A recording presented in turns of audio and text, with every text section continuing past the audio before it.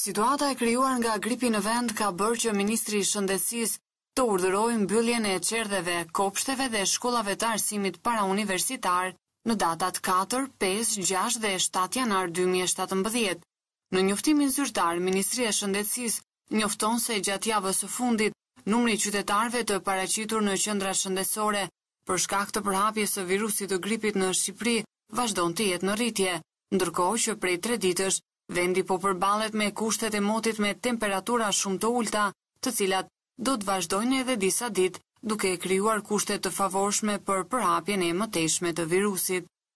Me qëllim kufizimin e mëtejshëm të përhapjes së virusit të gripit në vend, për të mbrojtur popullatën nga sëmundjet infektive që kanë impakt në shëndetin e saj, Ministria e Shëndetësisë ka urdhëruar këtë të martë mbylljen e qerdheve, kopshteve dhe shkollave të arsimit parauniversitar për 4 ditët e ardhshme, ndërkohë që mes rekomandimeve nga Instituti i Shëndetit Publik për shmangjen e infektimit nga gripi, përfshihen edhe shmangja e kontakteve me personat e sëmurë, qëndrimi në shtëpi të sëmurëve, kufizimi i takimeve apo daljeve në ambiente me prani të madhe të njerëzve. Një tjetër rekomandim i rëndësishëm është edhe vaksinimi për të parandaluar infektimin. Ministria e Shëndetësisë dhe ISHP njofton se kanë siguruar 93.250 doza vaksin kundër gripit të parakualifikuar nga organizata botërore e shëndetësisë.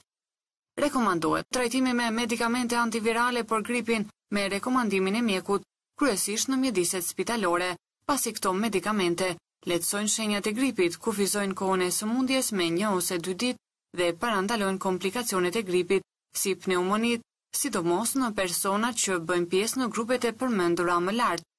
ISHP rekomandon që të mos neglizhohet asnjë shenjë e gripit, por sidomos vështirësia në frymarrje, e cila kërkon oksigjenim dhe kujdes shëndetësor të menjëhershëm. Për këtë kujdes do të funksionojë menjëherë sistemi i referimit për kujdes spitalor sipas nevojës.